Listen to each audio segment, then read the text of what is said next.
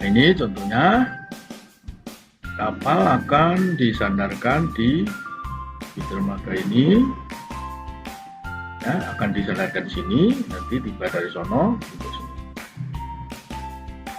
Makanya lambung kirilah yang akan disandarkan di dermaga ini. Nah, ini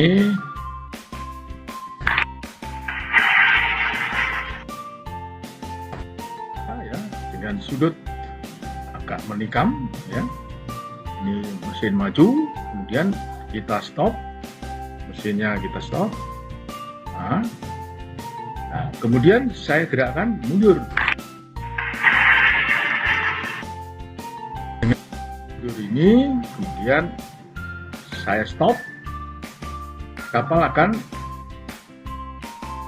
mengarah hampir-hampir sejajar dengan dermaga, sehingga memudahkan untuk kapal ini menempel di dermaga ini. Yang lain kalau kapal sederhana.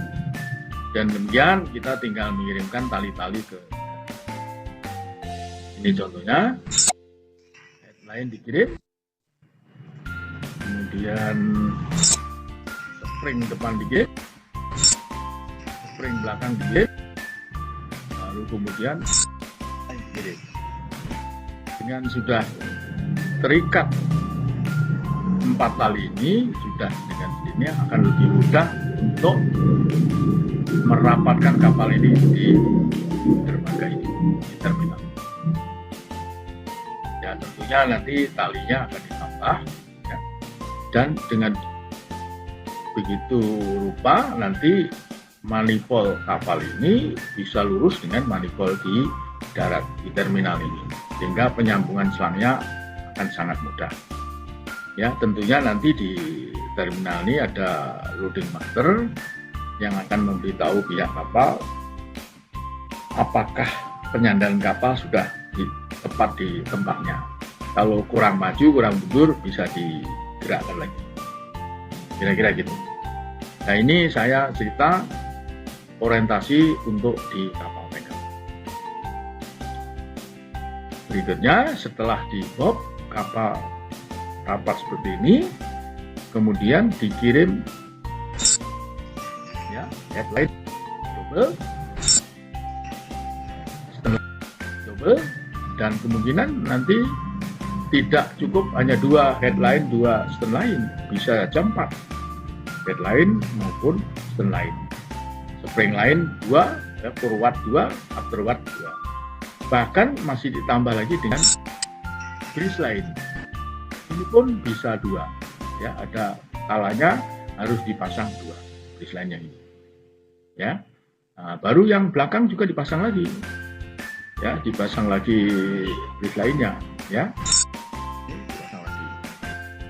Bridge line ini bisa aja 2, headline 4, spring line 2, ya. Umumnya di kapal-kapal tanker seperti ini cara menambatnya di dermaga, ya. Ya, tentunya ini saya lebih banyak orientasi ke kapal tanker. Inilah salah satu contoh dasar-dasar olah gerak untuk melepas kapal yang sandar kiri, di mana tidak ada arus. Khususnya teori ini ditujukan kepada para pasis ANT2. Kalau setelah lulus ANT2 sangat mungkin memperoleh tugas sebagai nakoda di kapal kecil, maksud saya di kapal di bawah 10.000.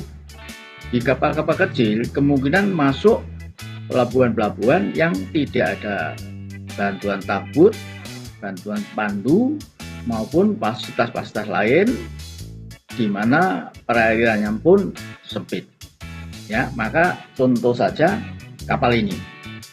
Kapal ini diikat dengan 2 headline, 2 stern line, 1 forward bridge line, 1 afterward bridge line, 1 spring depan, 1 spring belakang. Maka apabila kita mau menginginkan kapal ini lepas, antara lain tali-tali ini headline-nya dilepas, bridge line dilepas, stern line dilepas satu, bridge line dilepas, spring depan perwat spring dilepas, sehingga sisa satu stern line dan satu spring line belakang.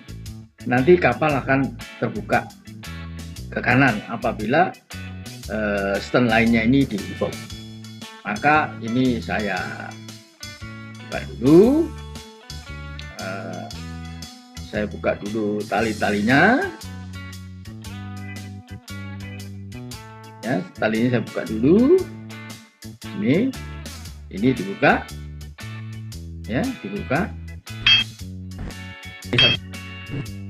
ya, Lego lain Lego, belakang Lego, satu stern line di Lego, baru forward spring atau spring depan di Lego ya.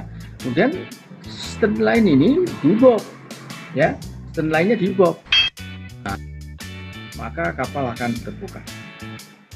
Kapal sudah terbuka, kemudian gerakkan mesin maju, kemudi cikar kiri supaya tidak nabrak dermaga ini. Nanti buritannya akan ke kanan ya, maka nanti ini di Lego, stern line-nya, spring line-nya di Lego, kapal maju sudah aman dari dermaga ya.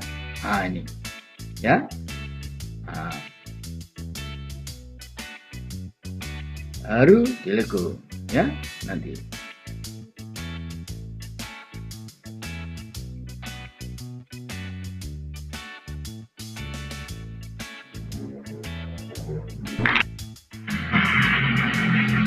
Mesin, spring belakang, Lego, stern line belakang ya, kapal akan bebas dari dermaga, buritannya kedorong ke kanan, mesin maju, baru nanti sudah bebas kita lurus maju kemana kapal akan bergerak. Nah, ini bebas ya, baru maju, terus maju kapal ya, ini sudah maju, tinggal kemana tujuan kapal. Inilah salah satu cara melepas kapal standar kiri tanpa arus dari depan maupun dari belakang. Sangat mungkin ini ditujukan kepada para pases ANT2 setelah lulus akan menakodai kapal yang semacam ini. Tidak ada bantuan tabur maupun tidak ada bantuan pandu.